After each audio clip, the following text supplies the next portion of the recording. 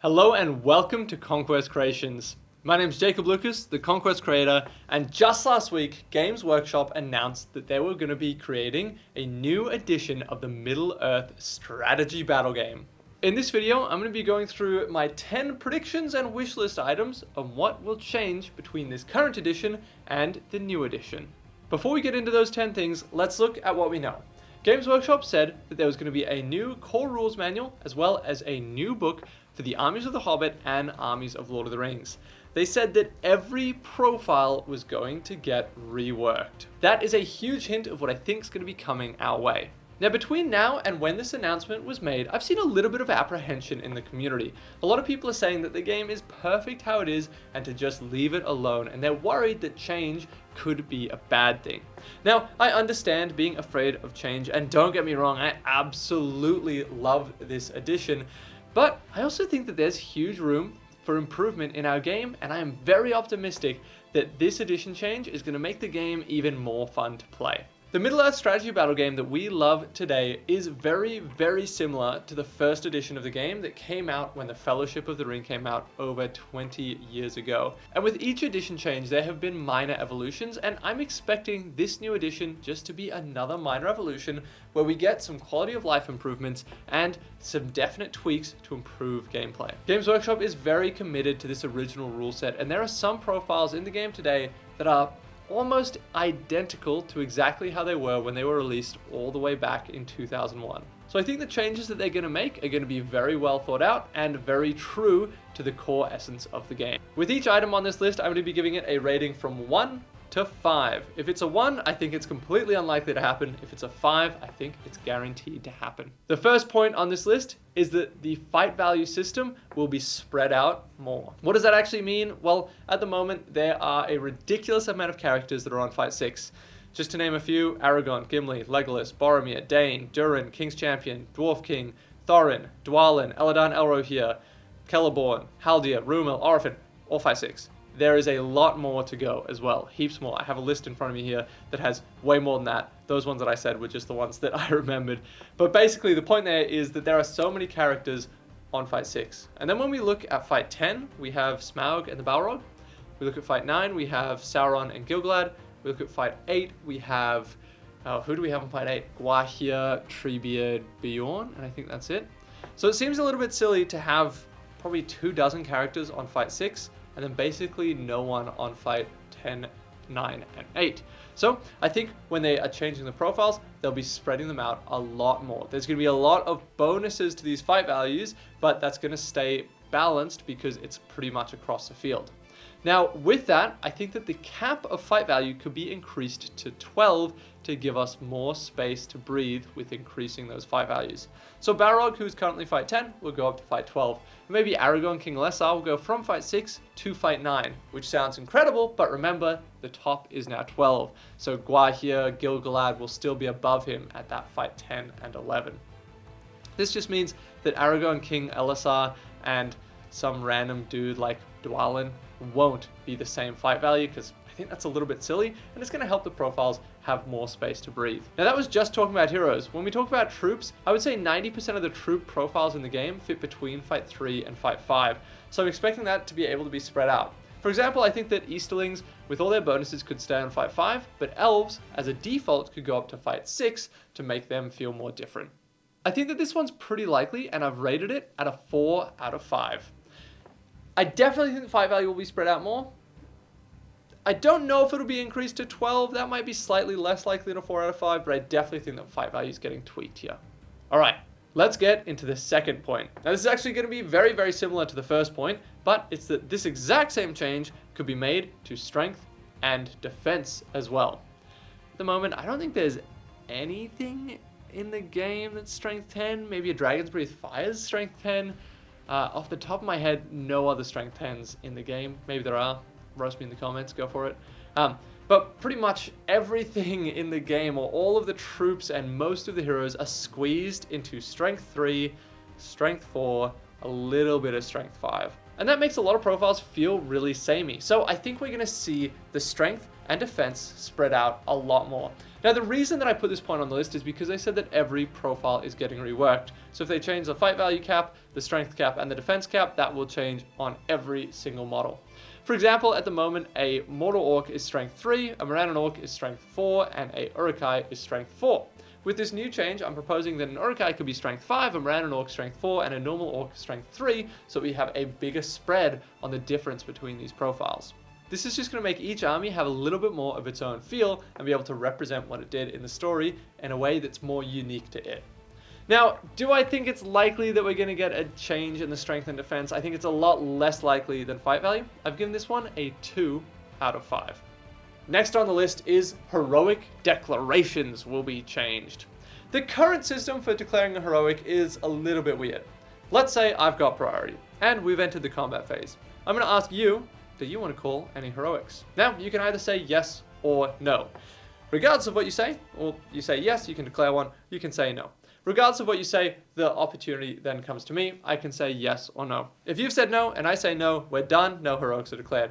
But if you say no and I say, you know what, I'm going to call a heroic strike, then you have the opportunity to respond to that. And you can call a heroic strike, strength, challenge, combat, whatever you want. You can change your mind, pretty much. And I don't really like that. I think that being able to change your mind takes a little bit of the thought out of the game. And it's really funny if there's kind of mental games of you don't really want to call a strike, but if I strike, you want to be able to go back. And if you don't have priority, you declare something else first that you might not have otherwise done. So I think that that could be a really interesting, very tactical way to edit the game. And I also think that it makes that system a lot cleaner. I think at the moment it's a little bit messy, and even with people who play the game all the time, I sometimes have to explain how it works. And geez, I really hope I've explained it right in this video, because that's pretty funny if I haven't. Do I think this is likely? I actually do. I've given this one a 4 out of 5. All right, on to point 4 of the list. And that point is that I think that fate will be expanded upon. The functionality of fate will be expanded upon. At the moment, fate points have basically one use. If you take a wound, you roll a fate. On a 4-up, you ignore that wound. There are very, very few special rules in the game that interact with fate. There's a couple reroll fates. There's a couple where you can get your fate back, and against a Mirkwood spider randomly, you can use your fate to avoid being paralyzed, but that's it. Imagine if you could only use might points to boost a roll. I kind of feel like that's the place where fate is at the moment. It's only got really one use, and that leaves it feeling a little bit boring. I think if there was more special rules, more things in the core rules that interact with fate, it would be a much more valuable resource. There's quite a few games where my hero just doesn't lose a fight, and I never spend any of the fate. And that's fine, but I think it would be really cool if there were other ways to spend it, other ways to interact with it.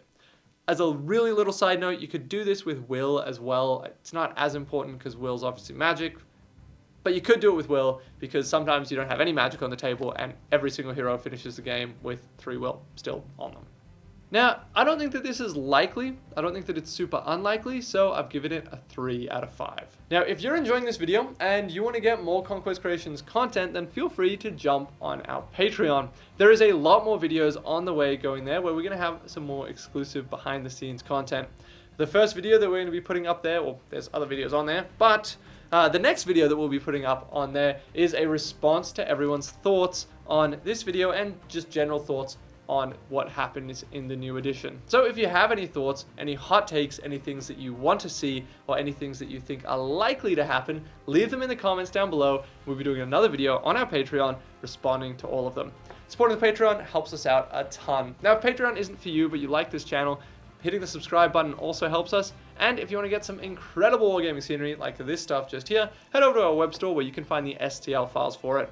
Now, I know not everyone has a 3D printer, and that's great because we have a buy printed page where you can find other companies that have bought our merchant licenses and sell our physical pieces. All right, let's get into the next item on the list. All right, point number 5 is one that I'm going to have at a 5 out of 5. I think that this is guaranteed to happen, and that is that the alliance matrix is going to be completely reworked. At the moment, we have green alliances, red alliances, and yellow alliances for varying amounts of thematic interaction that these armies have. And I'm actually someone who doesn't mind this too much.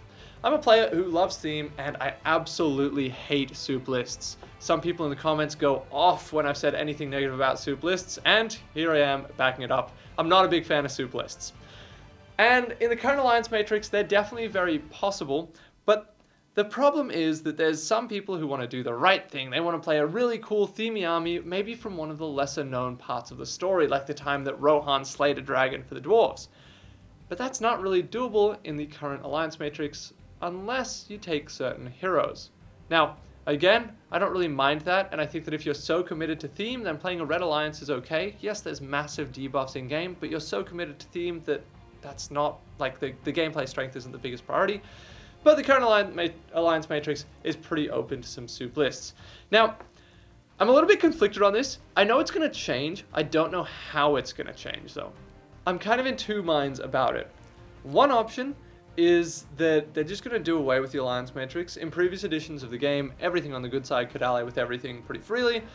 Same for the evil side, and that is something that they could bring back. I'm not the biggest fan of that because it just opens a massive amount of soup lists. You see random stuff like Galadriel, Lady of Light, being allied into Gondor. I know the rules have now banned that, but before it was banned.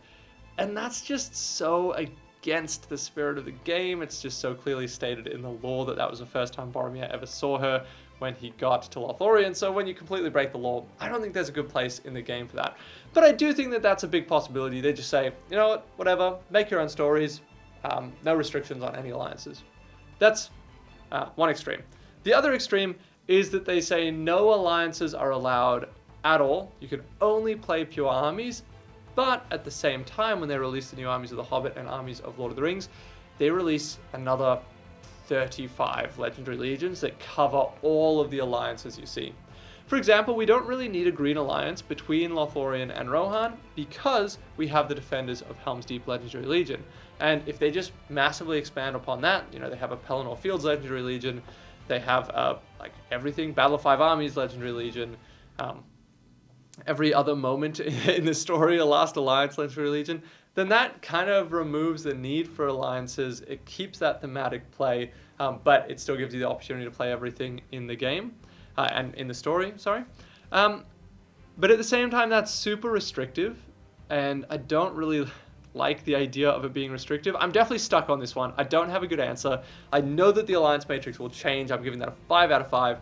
The way that it changes, we'll find out. Point 6, we're going to lighten up a little bit. Wow, that one went a bit deep. And I think that's going to be special strikes are going to get revised.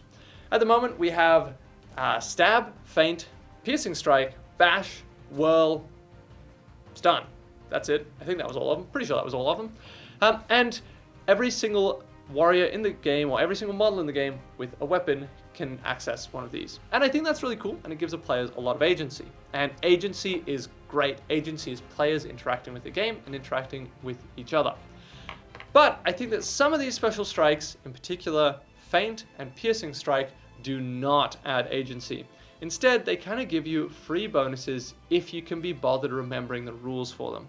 For example, if I have an elf warrior who has a spearman behind him, every single time, unless I'm fighting someone fight 6, I should be feinting with the elf in front, which is just a free bonus. And it basically means if you forget to say it, you don't get to roll it, or half the time people just roll it anyway, even though they forgot to say it. And I'm not a big fan of that. So I think that those special strikes are going to get a lot more restricted. One other one to talk about is piercing strike. You can get +1 strength effectively for free sometimes, or in a situation where it's the obvious choice every single time. And that means that it's not so much player agency, it's just a matter of remembering to say it, and it adds extra dice roll for very little gain. I think that they shouldn't remove special strikes. I think some of them, bash and whirl in particular, are really interesting. And I think that piercing, striking, and feinting are fine, but I think they're going to be restricted to just certain models that are able to access them. For example, I think that a Grimhammer will still be able to bash and piercing strike with his pickhammer, but I think that a Hobbit with an axe won't be able to piercing strike. I'm going to give this one a 5 out of 5, likely to happen. Again, the specifics I'm not committed to, but the fact that special strikes will change, I reckon, is a 5 out of 5. Alright, the next one on my list, which is tied for the top of my wish list, is the matched play scenarios will get a complete revision. Basically, for the 18 scenarios in the match play guide, I would be completely okay if all 18 of them were thrown in the bin. I think that this is the weakest point of the game, and I think it's the biggest point where we could improve the game. So, why do I think the scenarios are so bad, and why do I think they need so much work? Well, there's a few reasons, but the main one is that because the scoring happens at the end of the game, there's a lot of negative play armies that are really, really good in game. There's a whole class of army that are shooting armies where they just sit at the back of the game and hope that they've done so much damage to the opponent that they can just get around the sides and claim the objectives at the end. And trust me, that's really, really boring, and absolutely no new player has spent 4 turns running to a shooting army, losing half their army, and then walked away being like, yeah, that was good, I want to play that again. And then there's also avoidance armies, which are arguably even worse, where you just run away from your opponent and shoot them until they are dead. And for some army lists, there's really not much counterplay that you can do that. So those armies are so good because scoring happens just at the end of the game. It doesn't matter if you sat on the objective for 9 out of 10 turns, it only matters if you sit on the objective at the 10th turn or the final turn, if, presuming we're playing 10 turns in that example, obviously. But I think that scoring throughout the game really fixes this. So instead of you just score points at the end, you score 1 point for every turn that you control this objective. And then at the end of the game, you might have 25 points, and that's totally fine. It's not capped to 12. This is going to make it a lot more exciting throughout the game as well. Like in sports matches, you score a goal and that's added to the tally. And you know who's in front and who's behind, and you can see the lead change. Whereas with Middle-earth, that's not as much the case. And it is exciting having some big swings in the final turn because of scoring, but ultimately the excitement of having it neck to neck, I think, is what's going to be more interesting for the game. As a battle report channel, I also would really, really like being able to say, end of turn 2, the scores are level at 3-all. That's really cool, and I think that makes it a lot more engaging. Now, there's 2 other things that I'm expecting to change for these scenarios. I think the random game length is going to become slightly less random. At the moment, after one army breaks on the roll of a 1 or 2, the game is over. Fair enough. But sometimes you just don't roll a 1 or 2, and it goes for like 10 more turns, and it's absolutely ridiculous. So I think what's going to happen is the first turn that an army is broken on the roll of a 5 or 6, the game is over. Every subsequent turn, you add 1 to that dice roll. I do like random game length because it means that you have to plan for every eventuality. But sometimes it can be a little bit too random, so making it more likely to end each turn, I think, is really interesting. And the other one that needs a big change, and I presume everyone agrees with this, if you don't agree with this, let me know in the comments, and that is that the Maelstrom of Battle rules need to completely change. Maelstrom of Battle is definitely a drag. I really like the idea, but basically what happens at the moment is whoever gets priority has to randomly determine where all of their warbands come in, but it's not so random after all. Basically, if people roll a 2 or a 3, very, very often they just spend their might points to come in where they want to come in. And in the end, it just feels like turn 1 is how many might points did I lose and how good is my position. Now, it's really not great because a lot of the time if someone doesn't just spend a ton of might, their army's split up and then their opponent comes in and puts their whole army next to just half of someone's army and they completely wipe them, or the armies come in right next to each other in the corner of the board and it's just not really a fun game when the whole battle happens just in one corner. So how do I think the Maelstrom of Battle could change? Well, there's 2 very, very simple changes I would make. Firstly, it's alternating warbands. You do one, I do one. You do one, I do one. At the moment, I do all mine, you do all yours. That's really annoying. So alternating is a big change. And the next option is that warbands cannot come within 12 inches of each other. At the moment, if I put my warband down right in front of me here, you might put your warband down right behind it and just destroy it turn 2. But if they have to come in 12 inches apart, then it actually feels like it's a Maelstrom and everything actually feels like it's split up. I feel like when the rules writers made this originally all the way back whenever it was very first written, that's more of what they imagined than just clumping and assassinating half of your opponent's army. I think it would make it a lot more fun. Now, I don't think that this is super likely, I don't think it's unlikely, but I've given it a 3 out of 5. That was a long one. This next one won't be as long. I think that brutal power attacks will be reworked. Each time a monster wins a fight, it can choose between several options. Either it can strike normally, it can rend, it can barge, or it can hurl. And I love player agency, I think that's what makes the game fun, but I think that the power level of monsters is a bit all over the place. Mordor trolls are very, very bad, while Gulliver is very, very good. And I think that these brutal power attacks are a huge contributing factor, and I don't think that they gel well for me. This is one where I'm not being very productive and saying what I think should change about them. I'm really just saying that they should change and leaving the work up to someone else. I think that every single time someone uses the barge brutal power attack against me, I have to read the rules again. I play this game a lot, and I still don't really 100% have my head wrapped around it every single time. And I think that rend is really silly. It just means that you can strike your opponent's strength instead of defense. So my dwarf king, who's like made for fighting trolls and monsters, just gets wounded on 3s, so his big fancy dwarven armor doesn't really matter. And I don't know, that feels kind of bad for me. Doesn't really seem like it's too thematic, so I'm expecting a change there. And this is pretty likely. I'll give it a 4 out of 5. We're up to point 9 on the list, and that is that the lower performing heroic actions will be improved. I think that this one is a 5 out of 5. I'm calling it now before I even get into it, because I think it's so likely. There's 3 in particular that you basically never see, and that's heroic challenge, heroic resolve, and heroic accuracy. I'll start with heroic challenge, and I feel like a little bit of a hypocrite just saying that you never see it. I actually don't mind heroic challenge. I think it's kind of cool. I play with Thror, who has heroic challenge at defense 9, and that makes him by far the best heroic challenger in the game, and I've definitely used it quite effectively several times. But online, all the time you see people saying, I've never used heroic challenge, it's so bad, why does it exist? Stuff like that. And look, it's kind of fair enough. So I'm expecting them to make heroic challenge better. Basically, the way it currently works is if my hero is fighting your hero, I can spend a point of might to declare a heroic challenge. If you say yes, our heroes will then fight every single turn of the game. They must charge each other, and whoever wins, as in whoever kills their opponent, will gain D3 might points. But if you say no, then the heroic challenge doesn't happen. You do get some negatives. You can't affect any friendly models with stand fast, and you can't affect any friendly models with your heroic actions. These are decent negatives, but 99% of the time they are not large enough negatives to actually warrant the heroic challenge being called. So I think that the negatives are going to drastically improve. I think that if I call a heroic challenge against you and you say no, I'm going to steal D3 of your might points as well as those other negatives that already existed.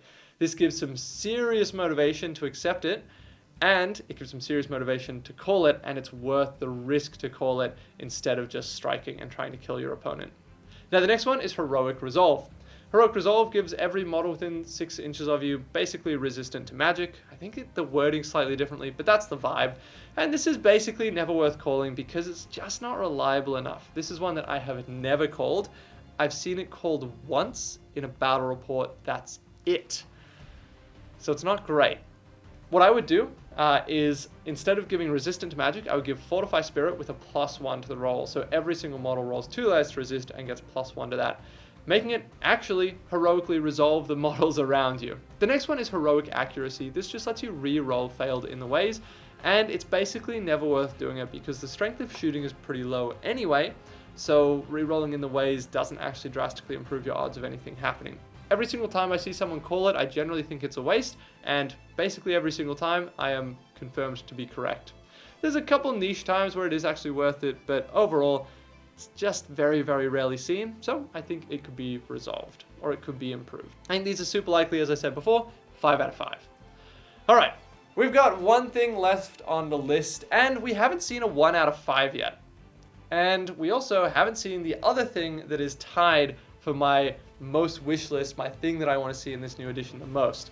Now I've left this one till last because I think it's going to be a fun and controversial one, so I hope this kicks up a bit of a storm in the comments. Speaking about the comments, as I said before, if you have any thoughts on other things that are going to change in this edition, whether it's something that you predict is likely or just something that you want to see, like a wish list item, leave them down in the comments. And as I said before, over on my Patreon, I'll be doing a video where I respond to everyone's thoughts on what they think could be different in this new edition. All right, that's enough waffling. The 10th thing on my list, the equal highest on my wish list, is the removal of transfix. Yes, I said that correctly. I think the transfix magical power flat out deleted. If I was the rules writers, I would do this. I'm going to add a caveat to that. Compel, which means you can move a model half and then they suffer the transfix effects. Great magical power. but you remove the transfix effects from it. You just move a model half, so it's just a positioning thing. I'm going to let this one sink in for a little bit because I hope that there are several people angrily typing away at keyboards on how good transfix is, how much they like transfix, how much they use transfix. And that is fair enough. I think that transfix is, by a very large margin, the most cast magical power in the game. Now, for those of you who aren't fully versed with what this power does, basically if I cast transfix against an enemy hero, that hero is unable to move, unable to call heroic actions, and unable to strike blows. So they're pretty much a vegetable for a turn. Now, I love Middle-earth because I love the characters. I think that the character models have the most interesting special rules and they're the most fun to play with. And it's not very exciting when they just get frozen and they don't do anything. And then next turn they get frozen again. And then next turn they move first, they charge into something, and then they get frozen. It's just not that exciting. And I think that it's a really, really negative play experience when you take a big cool hero and then an enemy wizard just transfixes you every time you want to do something fun. I think especially for new players who don't fully grasp the game, it just seems like a boring and unfun mechanic to include in it. People get into this game because they want to play with cool models, so we shouldn't stop them from doing that, and we shouldn't build mechanics into the game that are super common and stop people from having fun with their miniatures. Now, obviously transfix is super helpful in a tactical sense. It's the biggest way to stop big heroes. If you just take Galadriel for 125 points, you can effectively shut down heroes that are 2 times more expensive than her. And that's fine, and I understand that there's a tactical use for it in game, but I think if we're revising all of the profiles, it's a great opportunity to make it so that there's other ways of dealing with those heroes and other ways of interacting with them that aren't just, hey, sorry, that cool model, it's not doing anything this turn. Do I think this is likely? Absolutely not. It's definitely on my wish list, but I think that this is a 1 out of 5 in terms of how likely it is to happen. Alright, leave your thoughts in the comments. Feel free to roast me, definitely disagree with me. Happy to have a conversation. And until next time, this has been Conquest Creations. Here's a sneak peek of our next battle report.